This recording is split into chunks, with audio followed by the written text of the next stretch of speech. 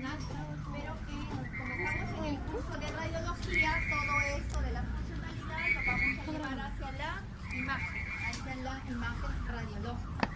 Entonces, no vamos a ahondar mucho en lo que es la tomografía, ¿no?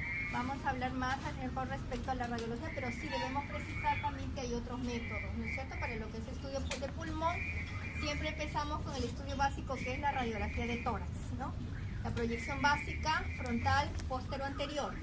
También podemos adicionar proyecciones, ¿no? Como la lateral o proyección también lordótica. Seguramente en la clase ya les han hablado, ¿no? Toda la proyección que tenemos, ¿no? Proyección lordótica, si nos interesa enfocar más hacia los ápices. También se puede hacer en antero-posterior, pero de preferencia lo convencional debe ser póstero-anterior, ¿no es cierto? ¿Por qué debe ser póstero-anterior y no antero-posterior? Para evitar el corazón, las escápulas. La magnificación del corazón, ¿no es cierto? Y hay que tener la distancia también correcta, 2 metros de distancia, porque si yo lo hago más cerca voy a magnificar el corazón y puedo estar diagnosticando cardiomegalias cuando no lo hay. Entonces tengo que hacerle proyección con el paciente de pie, no sentado, no acostado, sino de pie, proyección póstero anterior, ¿no es cierto? Entonces, en tórax, lo que es la patología se agrupa por patrones, ¿no es cierto? Entonces, hay dos grandes grupos de patrones. Patrones que aumentan la densidad y patrones que disminuyen la densidad. Si aumentan la densidad, entonces, ¿cómo se van a interpretar? Como imágenes radioopacas o radiolúcidas, radioopacas. Entonces, todos los patrones que aumentan la densidad van a ser descritos como imágenes radioopacas. Y los patrones que disminuyen la densidad, ustedes lo van a describir como imágenes radiolúcidas, ¿no es cierto? Entonces, ustedes van a enfocar sus ojos hacia las imágenes radiolúcidas. En tórax, en realidad, a veces, la mayoría, hay patrones únicos, pero a veces hay patrones múltiples, dependiendo de la patología del paciente. Entonces debemos decir todos los patrones y cuál es el que predomina, porque no vamos a poder estudiar patrón por patrón, sino vamos a hacer después unidad clínica con el paciente. Lo importante es el cuadro clínico del paciente para solicitarle el examen radiológico que me ayude a precisar mi hipótesis diagnóstica, ¿no es cierto? Yo tengo un cuadro clínico, entonces yo digo, sospecho tales etiologías y tengo que pedirle el examen adecuado, ¿no? Entonces, la siguiente. Entonces, ya hemos dicho, la unidad funcional es el alveolo. Entonces, si hablamos de patrón alveolar, ¿qué significa? Que voy a visualizar en la radiografía alteraciones a nivel del alveolo, ¿no es cierto? Entonces, el alveolo, ¿por qué está constituido? El asino respiratorio, hablamos ahí de un bronquiolo terminal y una arteriola terminal, ¿no es cierto? Y eso a la vez se traduce como la zona del parénquima. Cuando nosotros decimos el pulmón, le decimos zona parenquimal. Se traduce que ahí estamos estudiando, ¿no es cierto?, a lo que constituirían los alveolos. Pero como los alveolos están ocupados por aire, entonces se visualizan como espacios aéreos, como aires radiolúcidos, ¿no es cierto? Entonces, si es algo normal, yo no tengo por qué verlos a los alveolos. Pero si estos alveolos, en lugar de aire, tienen contenido, o bien agua, o pus, o sangre, entonces sí se van a ver como imágenes radiopacas. Recién lo voy a poder ver en la radiografía, ¿no es cierto?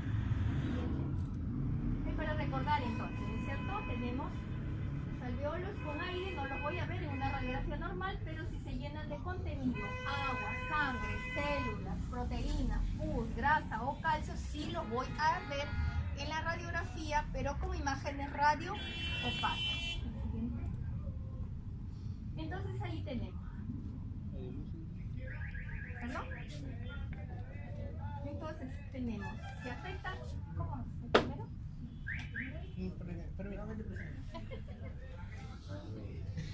Es raro. El primero nada más. Gracias. Entonces, el patrón alveolar traduce afectación de espacio aéreo. También hay otro componente que es el patrón intersticial. No lo vamos a tocar hoy día, va a ser tema de otra clase, ¿no es cierto? Entonces, cuando ustedes le digan patrón intersticial, ¿qué significa? Que es la afectación del espacio intersticial. Entonces, si está ocupado por agua, se va a traducir como un cuadro de edema, exudados, una neumonía, es algo inflamatorio, infeccioso. La sangre se va a traducir como un cuadro de hemorragia y las células como un tumor o neoplasma. Entonces, radiográficamente, ¿cómo voy a visualizar este patrón alveolar? ¿No es cierto? Entonces, ya hemos dicho que como imágenes radio-opacas. Cuando afecta está en estadio inicial, vamos a poder determinarlo como aspecto algodonoso. ¿Ustedes han visto las motitas de algodón? Sí, ¿no es cierto? Cualquiera lo ha visto, las plantitas con sus motitas. Cuando es inicial, vamos a ver eso. Algunos le llaman infiltrado, aunque dice que no debemos decir infiltrado. No es una palabra adecuada, pero ustedes muchas veces lo van a ver en los informes o lo mismo médico dice infiltrado alveolar. Significa que es el aspecto algodonoso. Entonces, cuando ya va pasando más afectación, estos aspecto algodonoso también se asocian a nódulos axinares. O sea, ¿qué quiere decir? Que hay unos pequeños micronódulos ahí, ¿no es cierto? Redondeaditos, o algunos le llaman los brotes de yema. Eso lo vemos en estadio inicial. Pero ¿qué pasa después? Que estos van a coalescer, van a irse uniendo. Al irse uniendo, entonces, o coalesciendo, van a ir dibujando o segmentos o lóbulos. ¿Cierto? Entonces, esa es otra de las características. ¿Qué más? Que los bordes son mal definidos. Ustedes, si ven toda esta opacidad acá, pueden decirme si pueden visualizar adecuadamente los bordes. No, no es cierto, son bordes mal definidos. ¿Qué más caracteriza el patrón alveolar? La presencia de alveolograma o de broncograma aéreo. ¿Y qué significa que haya alveolograma o broncograma aéreo? ¿Cómo lo traduzco fisiopatológicamente? Hemos dicho que estas opacidades es porque el alveolo está ocupado, ¿no es cierto?, por agua, sangre, flujo, lo que sea. ¿Por qué ocurre el alveolograma o el broncograma? Porque los bronquios no están ocupados por agua. Claro, porque los bronquios tienen aire. Entonces, dentro de toda esa opacidad, yo voy a ver estas imágenes radiolúcidas lineales dentro de la opacidad, que significa que son bronquios libres, bronquios que tienen aire, ¿no es cierto? Como su compañera dice, los bronquios no están ocupados, ¿no es cierto?, por ese contenido. Los alveolos son los que tienen el contenido. Entonces, se dibuja muy bien dentro de la opacidad la presencia de los bronquios, que normalmente en una radiografía normal no los podemos evaluar, ¿no es cierto? No los vemos porque tienen aire, y yo los voy a ver como imagen radiolúcida, ¿no es cierto? Entonces, estos son los que aparte dice ocultamiento de vasos. ¿Ustedes han visto en clase pasada una radiografía de tórax normal? Sí, ¿no es cierto? ¿Ustedes han visto el patrón, cómo se distribuye la vascularización normal? ¿No es cierto? ¿Cómo es lo normal? Más en las bases. Va de los cilios hacia las bases, ¿no es cierto? ¿Ven? Ahí lo que se ven son los vasos sanguíneos. Cuando aquí ustedes pueden decirme cuáles son los vasos acá. No, están ocultos, ya no los puedo visualizar, ¿no es cierto? A eso se refiere la ocultación de vasos, ¿no es cierto? Como hay tanta opacidad, ¿no? Entonces ya se superpone a la presencia de los vasos, entonces ya no se pueden evaluar, ¿no?, en una radiografía de tórax. Pero si a este paciente le hiciéramos la tomografía de tórax, ¿podríamos visualizar los vasos sanguíneos? Sí, ¿no es cierto? Ya es otro método donde se evalúa mucho mejor el intersticio, mucho mejor el parénquima y mucho mejor los vasos sanguíneos, ¿no? Pero aquí estamos en una radiografía. Estos son signos radiológicos del patrón alveolar en una radiografía de tórax. Entonces ahí tenemos, ¿no es cierto?, la consolidación, ya la radioopacidad heterogénea. ¿De qué distribución acá? Podemos decir segmentaria, lobar, ¿cómo podemos decir? Segmentaria, ¿no? Porque acá tiene algo libre acá. Si dijéramos lobar, lóbulo superior también debería estar comprometido acá, ¿no? Y vemos ahí. Segmentaria, ¿no es cierto?, con presencia de broncograma. Y acá también, ¿no? Entonces hay que tener bastante cuidado porque a veces el patrón alveolar en consolidación es confundido como masa, como tumores. y no lo son, ¿no es cierto? Entonces hay que recordar estas características, ¿no? El patrón y los signos radiológicos. Entonces la clave acá, ¿cuál es? Para decirle, ¿es un patrón alveolar o es una masa? El broncograma, ¿no es cierto? El broncograma aéreo, la presencia de aire en los bronquios. Tengo que visualizar el broncograma y aparte también me ayuda el cuadro clínico del paciente, ¿no es cierto? El cuadro clínico que les orienta hacia compromiso alveolar agudo crónico, bueno, y el patrón alveolar. Cuando hay duda, porque sí hay casos en que hay duda, sobre todo en los casos crónicos, sí amerita el estudio tomográfico. Y la tomografía sí les va a poder decir con precisión es una masa por las densidades que tengan, las unidades Hansen, o es la consolidación del parénquima pulmonar, ¿no? Allí sí justificaría hacerle la tomografía.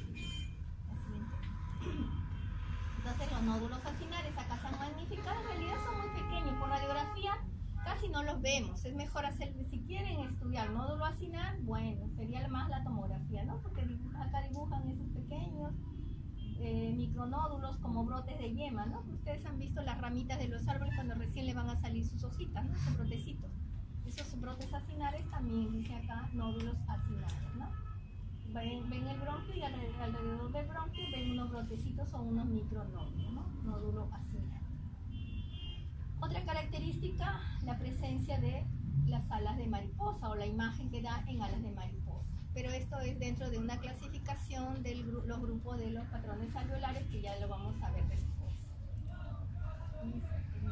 ¿Cómo describimos a la imagen entonces acá?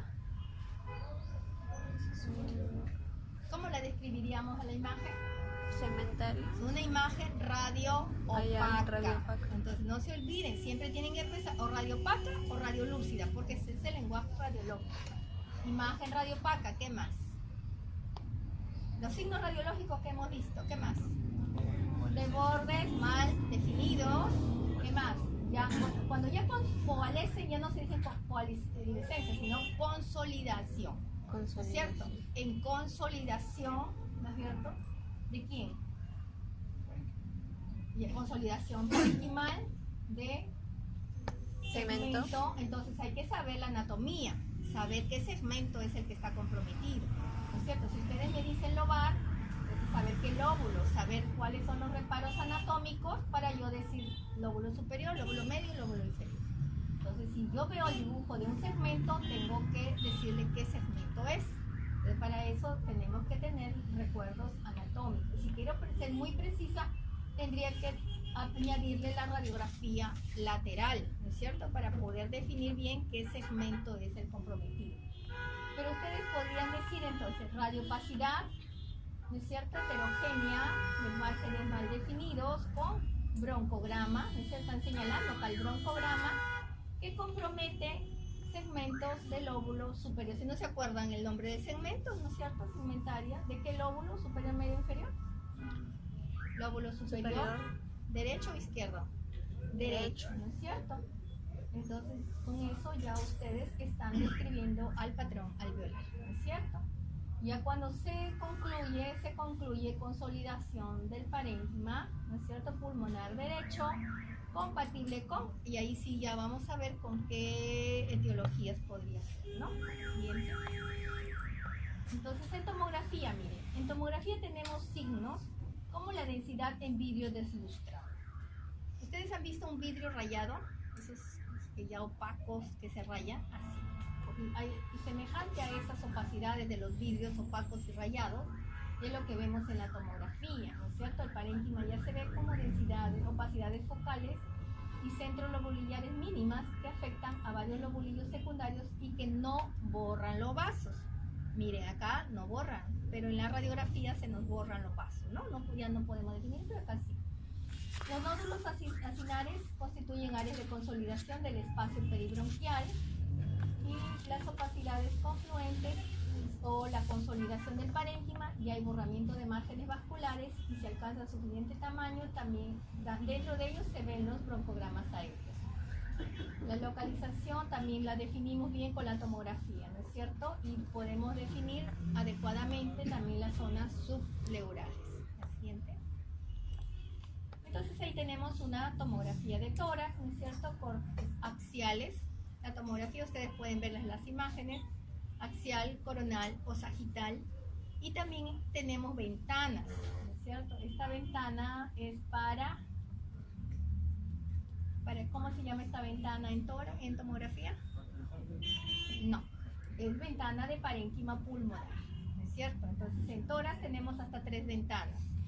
La ventana de parénquima pulmonar, la ventana de mediastino y la ventana de partes blandas, y también si quieren ventana ósea, si quieren aprovechar la parte ósea, ¿no?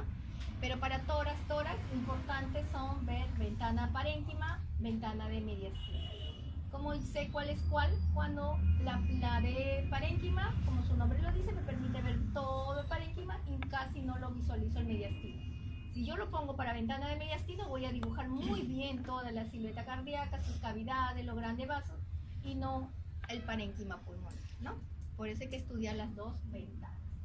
Entonces, estábamos diciendo sobre el vidrio deslustrado, ¿no? Entonces, miren, normalmente debe verse así, hipodenso, ¿no? Por aire.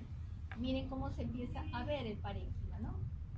Opacidades, tenues opacidades, pero que no te borran los vasos. Tú puedes ver los vasos en esa opacidad, ¿no? ¿Qué más dijimos? Ah, ¿son de la clase? Pasen.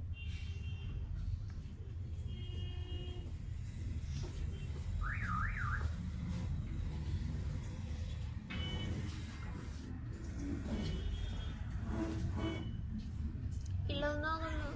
Los nódulos periacinares se ven, busca el bronquio y mira ahí como unos micronódulos. Acá no se ven, a ver dónde podemos ver un nódulo así acá. Son como brotecitos de la yema, le llaman algunos. Son pequeñitos, como micronódulos, ¿no? Cuando ya se consolida ya se borra. Eso cuando recién se está iniciando el patrón alveolar, ¿no? Entonces, aparte de la opacidad en vidrio deslustrado, ¿qué otros signos estamos visualizando acá? ¿Broncograma? El broncograma aéreo. ¿Cuál es el broncograma ahí? Esas cositas. Cositas larguitas. ¿Cierto? Los bronquios con aire, miren, este es aire, ¿no es cierto? Son bronquios con aire, que se dibuja mucho mejor, miren. Esto de acá está normal, ¿no es cierto? Así es. Normalmente no los visualizas ni los dibujas tan bien, pero ya cuando empieza a consolidarse el parénquima, no notas mucho mejor los bronquios, ¿no? Te dibuja los bronquios. Eso constituiría el broncograma aéreo, ¿no? Que es un signo importante para definir que estamos ante un patrón alveolar. Miren, esta es la ventana de mediastino, la anterior. Esta es la ventana de parénquima. La siguiente, esta es la ventana de mediastino. Entonces, cuando les pongan ventana de mediastino, ustedes tienen que decir con contraste o sin contraste. En este caso, ¿es con contraste o es sin contraste? Con contraste. Con contraste, ¿no es cierto? Miren, se ven bien hiperdensos los vasos acá, ¿no? Entonces, cuando no lleva contraste, ustedes lo van a ver menos hiperdenso, lo van a ver casi hipodenso, ¿no? Entonces, ahí es fácil definir que es un estudio con contraste, ¿no?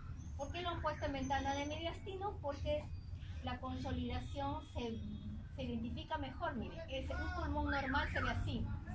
Todo hipodenso con densidades o con índice de atenuación aire. En tomografía, el aire, ¿qué densidades tiene? En tomografía, negativas. Son bien negativas, más negativas que la grasa, ¿no es cierto? Puede ser menos 500, menos 600, menos 700 unidades Hanfield. Normalmente un pulmón se ve así, negrito o hipodenso que hablamos nosotros, pero miren un parénquima cuando ya consolidó, cuando está ocupado sus alveolos por contenido, ¿no es cierto? O pus, sangre, qué sé yo, ¿no? Y entonces se dibuja muy bien y se ve el broncograma, ¿no? Entonces, acá difícil que tú le digas una masa o un tumor, ¿no es cierto? El tumor no tiene esta característica. Entonces, con más facilidad tú dices con más precisión que es un patrón alveolar. Entonces, ¿cómo se clasifican las lesiones alveolares? Por su distribución vamos a tener lesiones alveolares localizadas, multifocales mal definidas o difusas confluentes. Estas difusas confluentes también algunos les dicen en alas de mariposa, ¿no? Entonces localizadas, multifocales y las difusas con fluorescencia. Entonces aquí tenemos las tres, ¿no es cierto? Las localizadas que pueden ser lobares o segmentales. Entonces están todas las posibilidades etiológicas. Entonces, siempre nosotros cometemos errores. Entonces decimos, patrón alveolar localizado, lo primero que le ponemos y lo tipificamos al paciente es neumonía bacteriana. Y le damos tratamiento para neumonía. Entonces va pasando el tiempo y el paciente no mejora. Y recién nos acordamos que hay otras posibilidades etiológicas. Entonces es importante, cuando tengan a un paciente, le hacen cuadro clínico, le piden la radiografía, le viene a ustedes, le viene descrito por el radiólogo, porque nosotros no manejamos al paciente, nosotros le damos la descripción, le damos nuestra impresión diagnóstica y ustedes tienen que hacer el diagnóstico diferencial de acuerdo al cuadro clínico de su paciente, ¿cierto? Un paciente que ha tenido un antecedente traumático, un traumatismo torácico cerrado, le tomas la radiografía, ves un patrón alveolar, lo primero que se te viene a la cabeza no va a ser una neumonía, ¿no? Tienes que pensar que sea una contusión pulmonar por el accidente, ¿no es cierto? Entonces para ti lo primero sería ese caso, pero si el paciente no tiene antecedente traumático, es un paciente que está en la comunidad y de repente tiene fiebre, tiene tos, la primera posibilidad que piensas es una neumonía comunitaria, ¿no? Entonces, así como pueden ver, hay muchas posibilidades. En todos los patrones, la tuberculosis es la gran simuladora, ¿eh? Aquí creo que no se ha puesto creo por tuberculosis, ¿es por ahí? No por neumonía, no la han puesto por acá atrás. Pero la tuberculosis hay que tenerla presente siempre en todos los patrones radiológicos, ¿no? Es de gran frecuencia en nuestro medio y es una gran simuladora. Entonces, estas son las posibilidades, ¿no es cierto? Neumonías bacterianas o posirradiación, hemorragias por contusión, infarto, sangrado de bronquiectasias. Hay que pensar también una neoplasia, un carcinoma bronquiolo-alveolar, un linfoma, dependiendo también la edad del paciente. Si es un niño, no se nos va a venir a la cabeza pensar un carcinoma bronquiolo-alveolar, un linfoma, ¿no es cierto? Descartamos primero las posibilidades inflamatorias. También puede ocasionar una neumonía obstructiva o un edema localizado. Cuando vemos un patrón de distribución multifocal, entonces lo primero que se nos viene a la cabeza es la bronconeumonía, ¿cierto? Pero también puede ser por hongos, neumonías aspirativas, enfermedad eosinofílica pulmonar, un tromboembolismo pulmonar, una neoplasia, un carcinoma bronquiolo-alveolar. También, mire, se puede presentar como multifocal o como focal de distribución lobar o segmentaria, ¿no? Y la difusa en alas de mariposa también. Lo primero que se nos viene a la cabeza, y a veces no se acuerdan del resto, siempre dice edema agudo de pulmón, ¿no es cierto? Pero no necesariamente es eso. También puede haber neumonías atípicas, hemorragias difusas, ¿no? Tumores como el carcinoma bronquiolo-alveolar, linfoma, proteinosis alveolar. Entonces, nuevamente,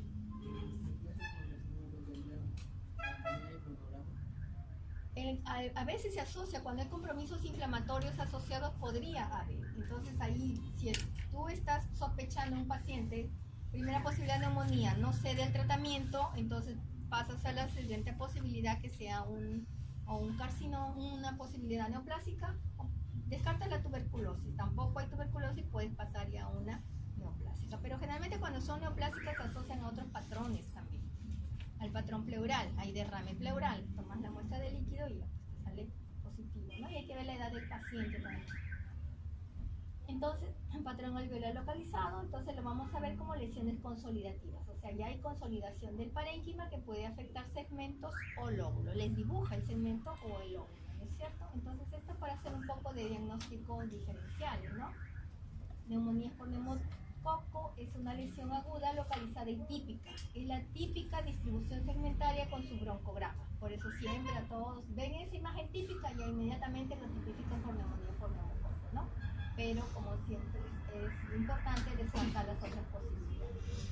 Tromboembolismo pulmonar, bueno, se visualiza como una condensación también segmentaria o lobular y este puede deberse por edema hemorrágico o por un infarto, ¿no? Entonces acá, cuando es por infarto, hay otro signo que se asocia, que es la joroba de Hampton, ¿no? Este sería acá, me señala, ¿no es cierto? Entonces es más periférico, ¿no? Miren, Se va hacia la periferia y dibuja esta imagen, ¿no es cierto?, que le llaman la joroba de Hampton. Ustedes han visto los dromedarios, los camellos, ¿no? Sus jorobitas. Entonces, por esa forma le han puesto acá la joroba de Hampton, ¿no? Entonces, si ustedes tienen una condensación asociada a esta imagen de joroba de Hampton, entonces piensan primero en posibilidad de un tromboembolismo pulmonar, ¿no? Y ya le piden las pruebas de imágenes adecuadas, porque con esa radiografía ustedes no van a diagnosticar tromboembolismo. Ustedes les abre la sospecha y tienen que pedirle pues los estudios adecuados, ¿no? Para tromboembolismo tendrían que pedirle ¿qué le pedirían al paciente? Una tomografía de tórax con contraste, ventana de mediastino, ¿no es cierto? Ventana de mediastino, y tiene que ser con contraste. Y sin contraste y con contraste, ustedes comparan ahí, ¿no? Ven, si hay un trombo, no les deja pasar el contraste y van a ver como una imagen por defecto de llenado a nivel de la arteria pulmonar, ¿no? Como pueden ver, el edema hemorrágico también se asocia a broncograma aéreo y hay densidades confluentes y sombras acinares. En realidad sería muy difícil, miren, con estos signos poderle decir al paciente, con solamente viendo la radiografía, que es una neumonía o es un edema hemorrágico, ¿no? Entonces, ¿qué nos ayudaría a diferenciar estos dos casos? El cuadro clínico del paciente, ¿no? Diferente un cuadro clínico de tromboembolismo, un cuadro clínico de una neumonía, ¿no? Entonces es importante por eso, para llegar a hacer los diagnósticos diferenciales, ver en qué estado está el paciente, cuánto tiempo de evolución tiene y la edad que tiene, ¿no? La tuberculosis, miren, no había estado en el cuadrito, pero acá en el diagnóstico diferencial sí está, ¿no? Entonces, esta tuberculosis, ¿qué estaría a favor de una tuberculosis? Lóbulo superior, ¿no es cierto? Si vemos una condensación que afecte segmento apical o segmento del lóbulo superior, es paciente de dónde proviene, vemos todos sus antecedentes sociales, entonces tiene que venirse a la cabeza la posibilidad de tuberculosis, ¿no? ¿Qué más se asocia a la tuberculosis? Las adenopatías ciliares, ¿no? Hay ganglios que crecen y ya vamos a ver el patrón iliar, entonces también se asocia a patrón iliar, ¿no? Entonces, todos estos signos son a favor de una tuberculosis. Contusión pulmonar, aparte del antecedente traumático, se distribuye en forma parchada, irregular, y la densidad es homogénea y extensa, ¿no? O sea, ¿qué significa homogénea? Que no hay broncograma, ¿no es cierto? Es más homogéneo. El carcinoma, dice, es consolidación no homogénea, hay broncograma y los bronquios son de aspecto rígido. Esto es un poco difícil por radiografía, decir bronquio rígido, ¿no? Tenemos que definirlo con la tomografía. En un linfoma hay coalescencia de áreas parchadas, ¿no? O sea, más sería una multifocal, ¿no? Hemos visto el multifocal muchas veces no confluente.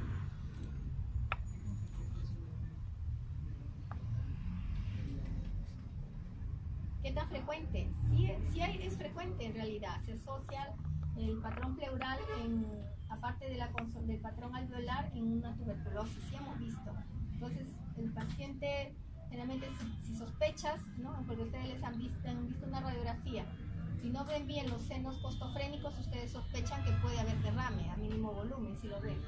Y si es a mayor volumen, ustedes van a ver un signo, la curva de Damaso, ese patrón pleural la van a ver, ¿no es cierto? Si ustedes quieren confirmar que sea el derrame, tendrían que pedirle la ecografía primero, ¿no? Luego la tomografía.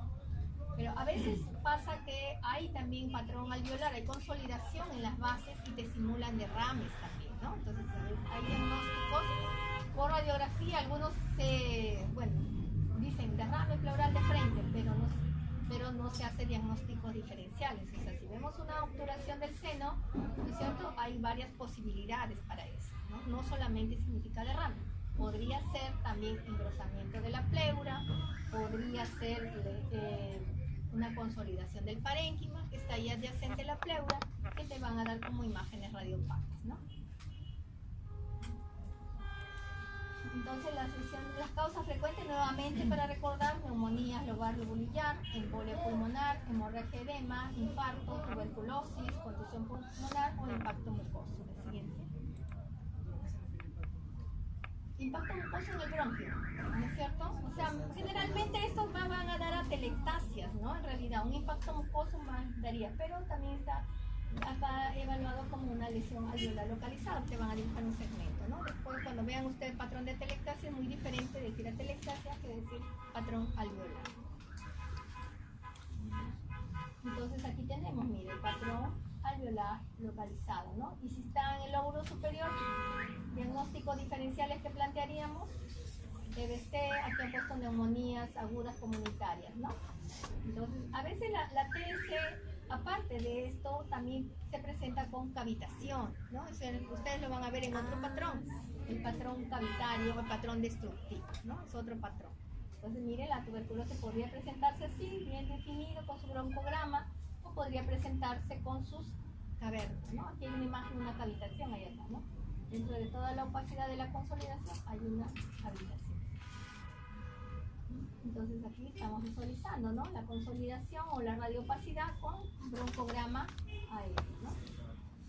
Entonces aquí, no sé si han visto los signos radiológicos en tórax. Sí. En tórax hay muchos signos radiológicos. ¿No les ha hecho el doctor Rosa sus signos, los signos radiológicos? Algunos. ¿Qué signo radiológico diríamos acá? Silueta positiva o negativa. No nos acordamos. ¿Podría ser la línea? Bueno, ¿qué silueta positiva, qué silueta negativa? Silueta negativa, ¿no es cierto? ¿Por qué? No se ha borrado, ¿no es cierto?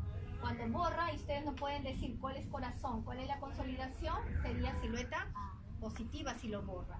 Y en este caso ustedes ven bien dibujadito el corazón separado de la consolidación, ¿no es cierto? Por este halo radioluz. Entonces esto es silueta negativo. ¿Y qué traduce la silueta negativo? ¿Por qué me daría acá silueta negativo? ¿Sería anterior o posterior al corazón? Posterior. ¿No? A ver, tienen que leer los signos, porque eso le gusta al doctor Rosa preguntar, ¿ah? O sea, no es para esta clase los signos radiológicos, pero eso les va a venir. El doctor Rosa tiene un libro de signos, ustedes tienen que leer el signo porque eso les va a venir en el examen. Entonces tienen que saber por qué se produce el silueta positivo, por qué se produce el silueta negativo, ¿no? Entonces eso le queda para que ustedes lean. Entonces acá tenemos silueta negativa, ¿cierto? ¿Positivo es cuando sí se logra identificar? No.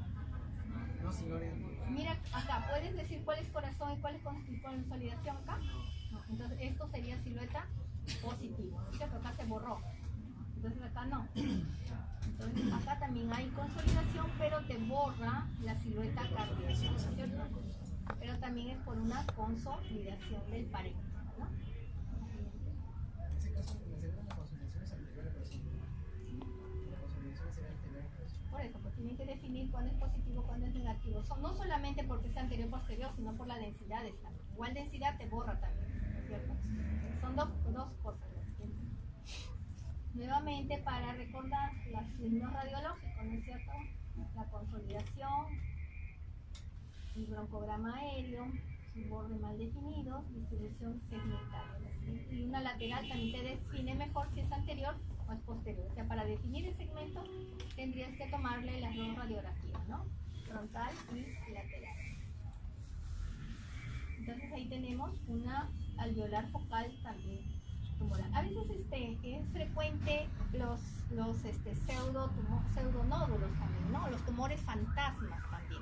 En niños hemos visto, ¿no es cierto? Se dibujan así, unas opacidades ovaladas, definidas, a veces sin broncograma. Entonces, qué difícil puede decirle que un niño tenga un tumor de ese tamaño, ¿no? De ese tamaño, de ese mentora. Entonces, algunos le hacen la radiografía, pero no deberíamos hacerle la radiografía porque es muy raro que sea un tumor. Entonces se le da el tratamiento porque hay casos de neumonías redondas, ¿no? Ustedes lean también neumonías redondas o el tumor fantasma también le llaman, ¿no? Entonces inicia el pediatra, un buen pediatra inicia tratamiento antibiótico y le hace un control radiológico. ¿Y qué pasa? A la semana desapareció. Un tumor difícil que te desaparezca pues con tratamiento antibiótico a la semana, ¿no? Entonces ha sido un tumor fantasma, ¿no? Pero hay casos también que puede presentarse, habíamos visto los carcinomas bronquiolos alveolares, también se presentan como patrones alveolares, ¿no? Y cuando vimos la descripción también podría asociarse al broncograma también. Ahí se ve el broncograma. Un poquito. Ajá, sí. Nuevamente la tomografía, la presencia del broncograma aéreo, el patrón de vidrio deslustrado, la consolidación del parénquima pulmonar. Siguiente. Bueno, las densidades multifocales mal definidas, entonces, es consolidación del espacio aéreo en forma parchada y múltiple.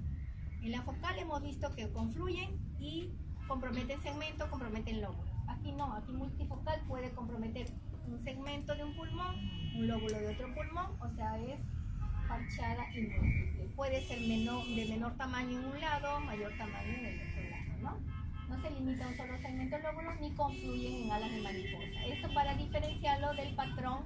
¿Qué patrón que tiene alas de mariposa? Difuso bilateral, ¿no es cierto?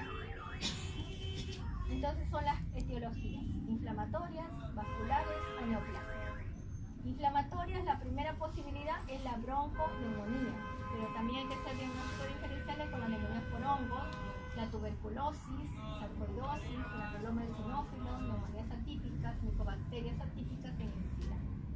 Etiología vascular, el tromboembolismo, embolio séptico, vasculitis, ¿no? Síndrome de Pasteur, escleroderma. Neoplásicas, un carcinoma bronquial alveolar, linfoma, metástasis, sarcomas de Kaposi, o idiopáticas, una neumonitis intersticial linfocítica. Entonces tenemos lo principal, ¿no? Son lesiones consolidativas del espacio aéreo en forma parchada múltiple. No se limita a un solo segmento o lóbulo. Entonces, esto sería la definición radiológica de patrón alveolar multifocal. Entonces, también para hacer diagnósticos diferenciales, ¿no? Primera posibilidad en la etiología inflamatoria infecciosa, la bronconeumonía y la tuberculosis. Tenerla en cuenta siempre, ¿no?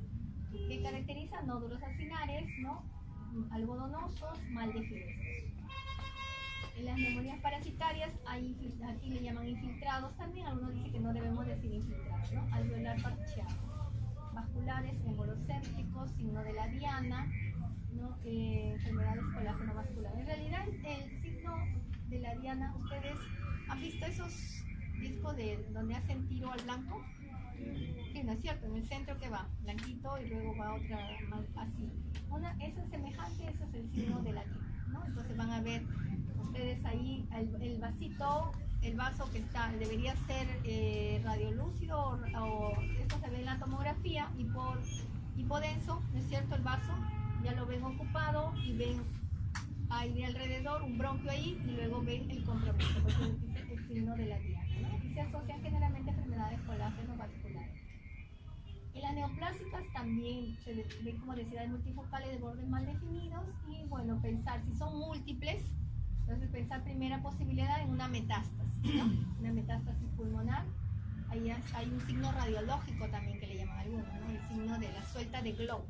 Es como cuando ustedes ven que te han soltado globos, ven bastantes imágenes ahí radiopacas, ¿no es cierto? Múltiples, entonces la primera posibilidad es por metástasis, ¿no? Seguido por carcinoma, sarcoma, tumor de Kaposi. Por inhalación también podemos ver este patrón alveolar multifocal como condensaciones alveolares de predominio de lóbulos inferiores, ¿no? En fases avanzadas de alveolitis alérgica extrínseca. Y ahí tenemos, bueno, acá no se ve muy bien la imagen, acá le han dado otra penetración para resaltar acá las opacidades, ¿no? Miren, tenemos una acá, otras pequeñas acá y hay otro compromiso acá, ¿no? Entonces, este sería patrón alveolar multifocal, ¿no es cierto? Primera posibilidad, pensamos en bronconeumonía, primera posibilidad, ¿no? Porque muchas veces no se sabe esta característica, entonces siempre llegan los pediatras o el internista y nos dice, pero ya, ustedes me dicen patrón alveolar, pero díganme, ¿es neumonía o es bronconeumonía? Entonces, miren, qué fácil es, ¿no? O sea, si te dice patrón alveolar multifocal, entonces, ¿qué cosa sería? Bronconeumonía. Si te dicen patrón alveolar de distribución segmentaria, sería una neumonía, ¿no es cierto? Así fácil de reinterpretar.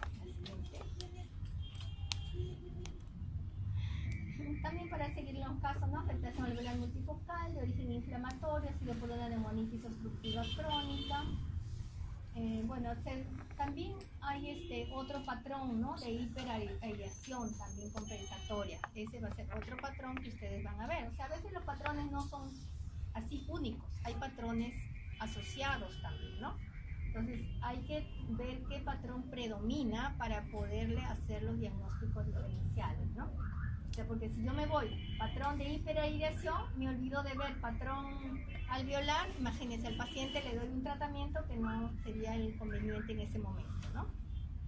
Y la hiperaireación ha sido por compensación a ese pulmón que no puede casi ventilar, ¿no? También de origen tumoral, también por carcinoma bronquiolo-alveolar, pero miren dónde está mayor compromiso, hacia la periferia. Entonces a eso es importante saber que en la periferia del pulmón no debemos ver casi ni vasos ni radioopacidad, ¿no es cierto? Entonces así como en la tuberculosis más la van a ver ustedes a nivel apical o lóbulo superior, los carcinomas más se van hacia la periferia, son más fáciles de identificar en la periferia. Siguiente. Las difusas, entonces, o en alas de mariposa, son consolidaciones que afectan a casi la totalidad del espacio aéreo. Se caracterizan por una distribución en forma de alas de mariposa, dando una imagen más o menos simétrica, bilateral y periciliar. ¿Okay? Entonces son las causas, ¿no? El edema pulmonar, cardiogénico, no cardiogénico, exudados, también pueden haber neumonías, hemorragias, caso de traumas, anticoagulantes, enfermedades vasculares del colágeno, las distresias sanguíneas, reacciones a fármacos o también algunos tumores. ¿Tumores como cuáles? Carcinoma bronquioloso alveolares, linfoma, y hay también afectaciones linfocíticas raras, ¿no? Linfadenopatía sanguinoblástica, micosis fungoide, macroglobulinemia. Y otras causas son una proteinosis alveolar, síndrome de distrés respiratorio del adulto, aspiración aguda de contenido gástrico. Y acá tenemos, ¿no? Puede ser agudo o puede ser crónico. Si es agudo, son densidades difusas confluentes de bordes mal definidos, hay distribución parietal en forma de alas de mariposa, ¿no? Y ya crónico ya se van haciendo como densidades nodulares, ya mal definidas, con pequeñas claridades intercaladas. ¿Siguiente? Entonces acá también para hacer diagnósticos diferenciales, ¿no? Si estamos con alas de mariposa, sospechamos edema pulmonar, entonces tenemos que evaluar, ¿qué tendríamos que evaluar? El corazón. ¿Y cómo evaluamos el corazón en la radiografía de tórax? Con el índice cardiotorácico, ¿no? Y vemos también, eso, bueno, va a ser otra clase también creo de mediastino, pero ahí tienen que saber que tiene que medir el índice cardiotorácico y determinar si hay cardiomegalia o no hay cardiomegalia, ¿no? Si hay cardiomegalia, pensar en insuficiencia cardíaca congestiva, uremia, exceso de líquidos. Sin cardiomegalia, un pulmón del ahogado, secundario fármaco, secundaria obstrucción de vías respiratorias altas, ¿no? También nos puede dar el patrón de alas de mariposa y neumonías atípicas, micoplasma, clamidia, legionela, neumocistis. En hemorragia, ¿no? Por afectación microvascular pulmonar en las enfermedades colágeno vasculares. Miren las alas de mariposa, ¿no? Ven ahí la distribución en alas de mariposa y ven que tiene broncograma interior, ¿no es cierto? Se ve el broncograma, cómo está comprometido, ¿no?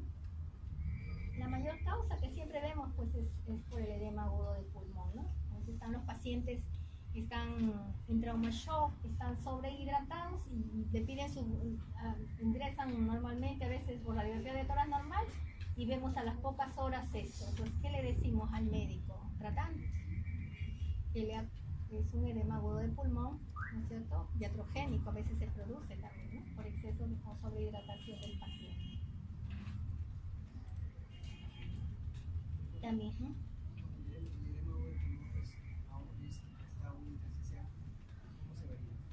El patrón intersticial. Claro, cuando hablen de patrón intersticial ustedes le van a hablar de las líneas de Kerley. Hay Kerley A, Kerley B, Kerley C. Entonces ahí van a buscar las líneas de Kerley, ¿no es cierto? El patrón intersticial. Eso en el alveolar no vas a ver porque no es intersticio, no hay intersticio. Pero la mayoría se asocian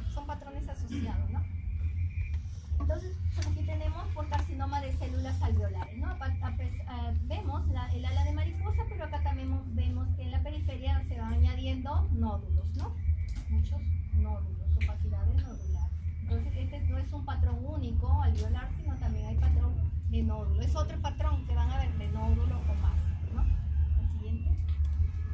Sarcoidosis también, miren, no es el típico alas de mariposa, ¿no? Y aquí hay más en multifocalia, sino que hay periliar y también hay periférico. Y acá sí este es el típico alas de mariposa, ¿no? ¿Alguna pregunta del patrón iliar? ¿Quedó claro? ¿Sí? ¿En la práctica lo van a distinguir? La idea es que lleven los conceptos, que amplíen en su libro y en la práctica ustedes ya vayan directo a ver la imagen e identifiquen todo lo que se mencionó, ¿no es cierto? Es lo que les va a servir a ustedes en la práctica. Entonces, ¿alguna otra pregunta, aporte? Nada. Pasamos al patrón iliar, ¿no es cierto?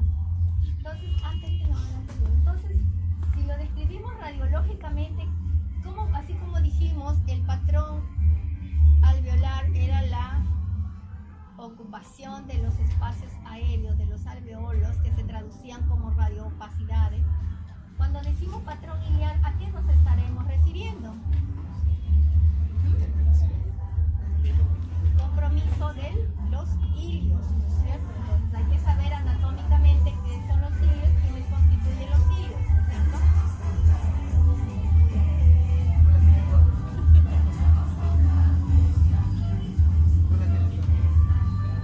¿Y ellos sí laburan? Sí, no nos vamos a concentrar. Y aquí van a dar. Ya, entonces, ¿qué diríamos? Entonces sería el compromiso iliar, ¿no es cierto? Entonces, ¿quiénes constituyen los ilios? Arteria, bronquio, Arterias, venas, ¿qué más? bronquio, Bronquios, ¿sí? linfático. Linfáticos, ¿no es cierto? Que van desde el mediastino hacia los pulmones, ¿no es cierto? Entonces, radiológicamente los vamos a ver como imágenes radiopacas, ¿no es cierto? Compuestas por, normalmente, como lo vemos en la radiografía, compuesto por arteria y vena, porque los ganglios cuando son normales son pequeños y no los vamos a ver. El bronquio, si está con aire, no lo voy a ver, ¿no es cierto? Entonces, normalmente, radiológicamente, yo voy a ver la arteria y la vena pulmonar, ¿no es cierto? Entonces, yo tengo que saber que tengo el lado derecho y tengo el lado izquierdo. El diámetro promedio, ¿cuál sería para los ilios? Para yo poder decir ilio pequeño, ilio grande, ilio normal. De 2 a 3 centímetros, ¿no es cierto? Si veo un hilo de 4 centímetros, ya tengo que es algo patológico. Si veo un hilo de 1 centímetro, también es patológico, ¿no es cierto? Entonces, ¿qué más? ¿Qué otras consideraciones anatómicas son importantes? Ya sé que tengo una arteria, ya sé que tengo una vena, que se llaman pulmonares, ya sé que los ganglios no debo verlos normalmente porque son pequeños, deben medir menos de 12 milímetros los ganglios normales, si miden más de 12 ya son patológicos. Ya, ¿cómo van?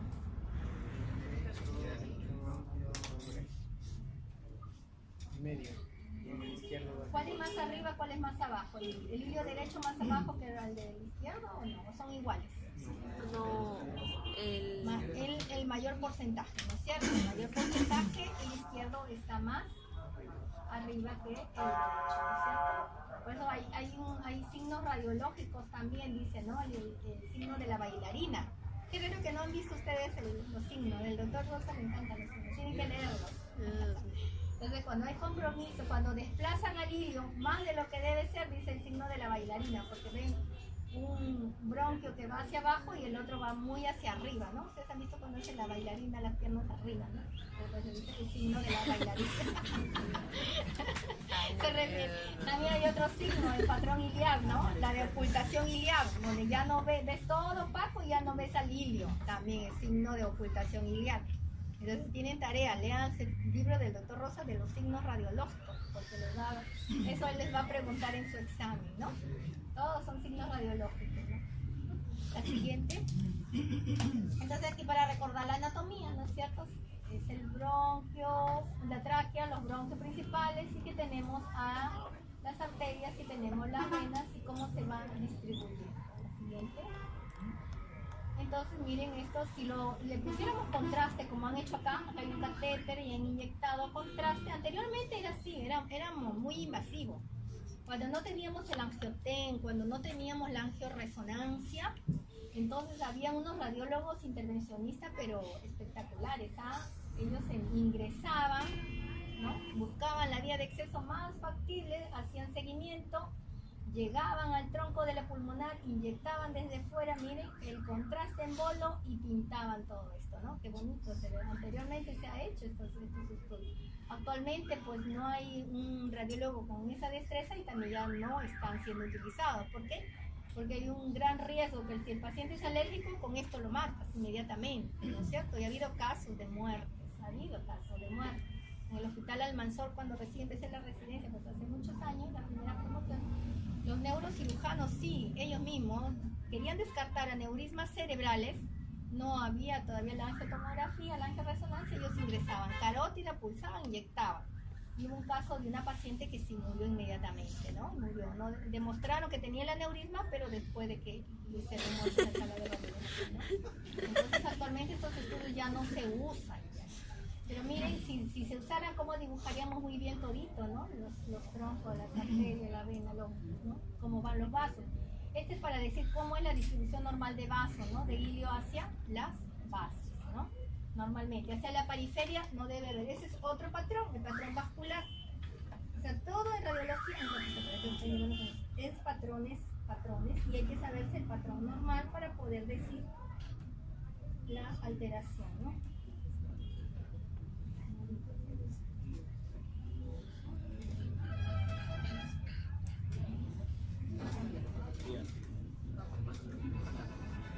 Ya, ¿y qué más estamos viendo? ¿Qué otras imágenes estamos viendo allí?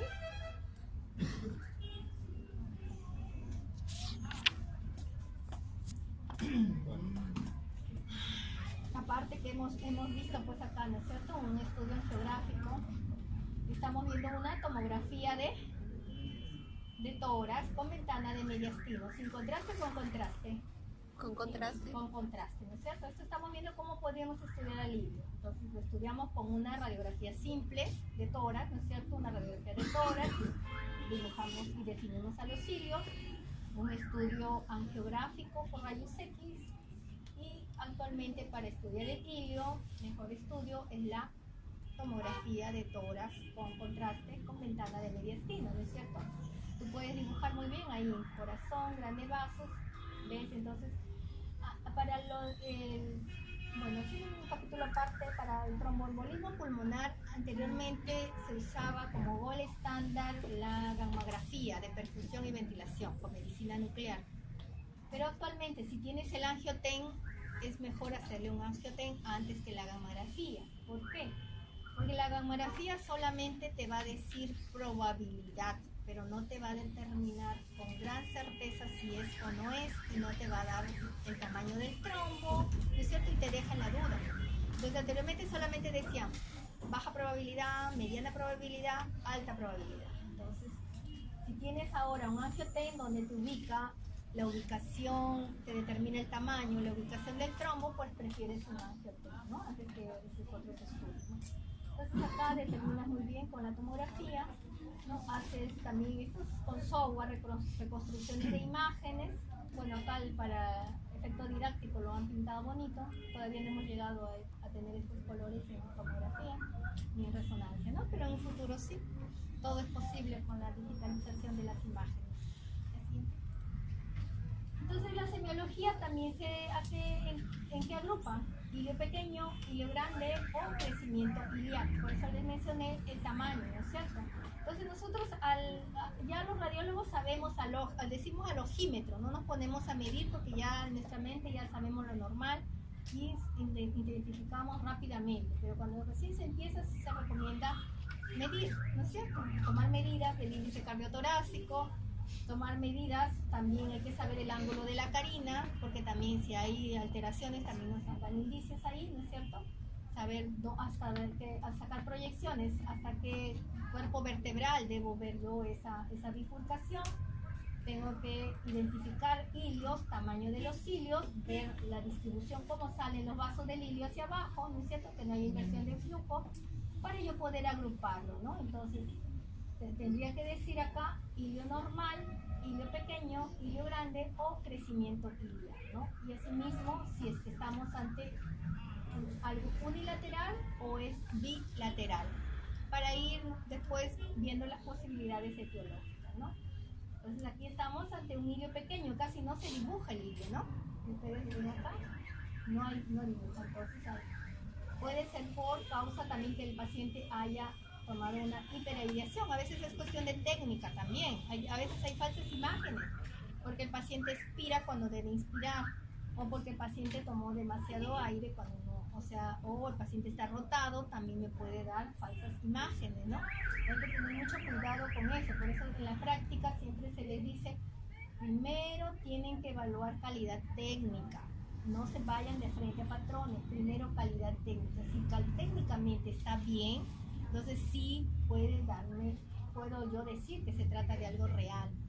Y si tienen dos proyecciones, lo real lo debes ver en las dos proyecciones, ¿no es cierto? Porque si solamente lo ves en una, puede ser o superposición de imágenes, puede ser falsa imagen, o tienes que ver la causa porque no la ves en la otra proyección, ¿no?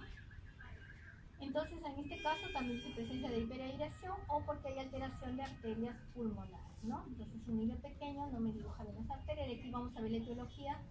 Hilio grande o crecimiento iliar, también definir si es unilateral o si es bilateral. Claro, se asocia, ¿no es cierto? Sino que como está viendo el patrón iliar, pero es importante, pero está hacia la periferia, ¿no es cierto? Si está hacia la periferia, ¿qué dijimos que podría ser? Carcinoma. La joroba de Hampton o un carcinoma, ¿no es cierto? No solamente puede ser por el trombo, descartar un tromboembolismo en este caso, o un carcinoma, ¿no? ¿Ves? Ya aprendieron diagnóstico diferente, ¿no? Entonces, siempre se asocian patrones múltiples, pero dependiendo del cuadro clínico del paciente, ustedes van a ver cuál predomina, cuál es el más importante que ustedes resuelvan, ¿no? Entonces aquí están las causas. Hilio pequeño, hay causa vascular, causa de espacio aéreo o la mala técnica también que se haya tomado. Vasculares, ausencia o hipoplasia de arterias pulmonares, ¿no? Y eso es algo congénito, eso lo van a ver generalmente en pacientes pediátricos, ¿no? O pensar en un tromboembolismo pulmonar.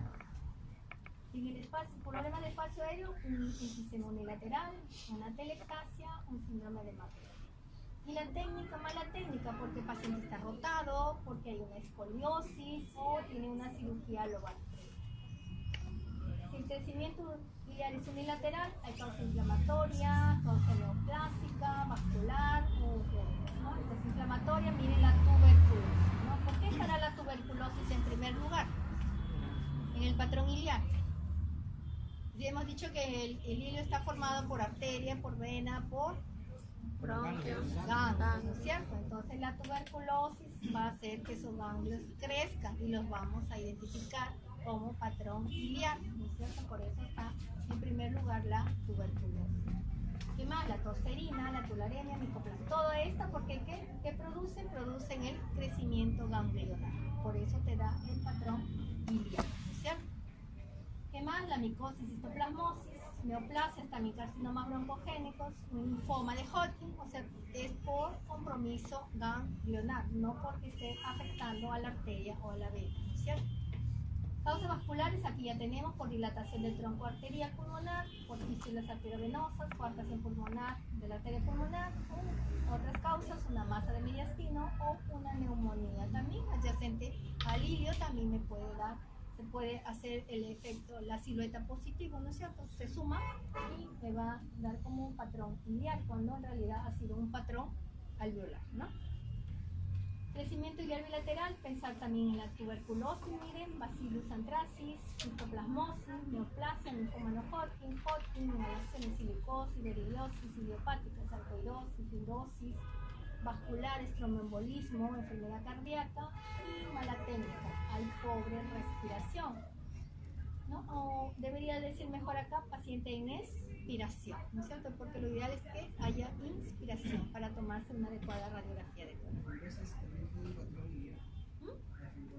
La fibrosis idiopática en realidad es más patrón intersticial, intersticial, pero ese intersticio también a veces da patrones retráctiles, te retraen, o sea, son tejidos fibrosados retráctiles, te retraen y se suman hacia el hilo, te da la imagen de crecimiento iliar, o sea, caen por el patrón que da, por la imagen que estamos viendo en la radiografía, ¿no?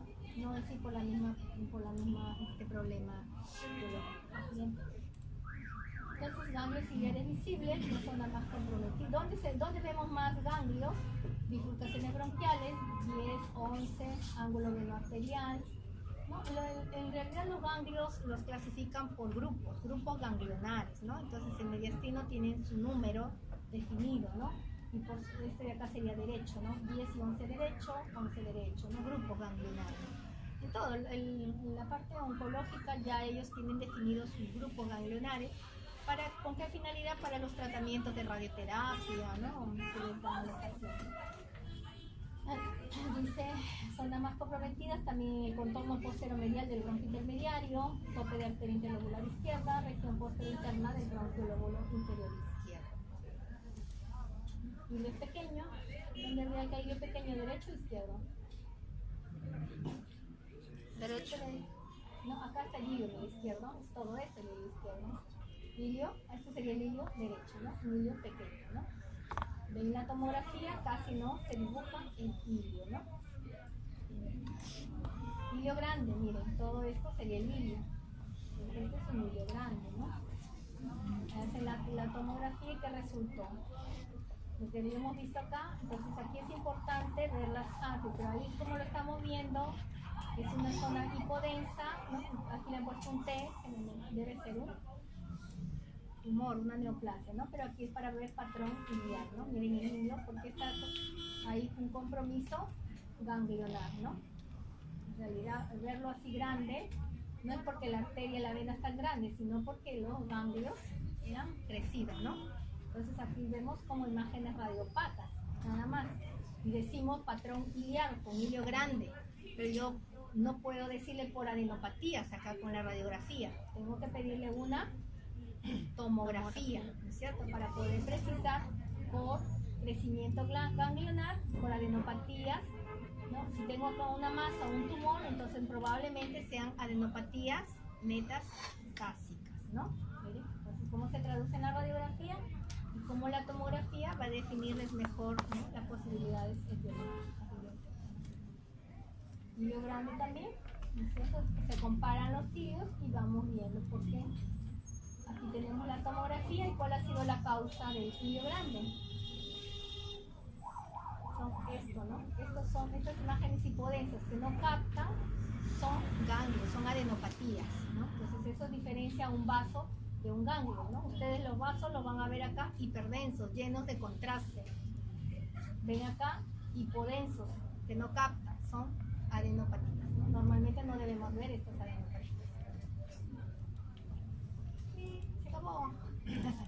Ya está. Para que den su examen los de práctico.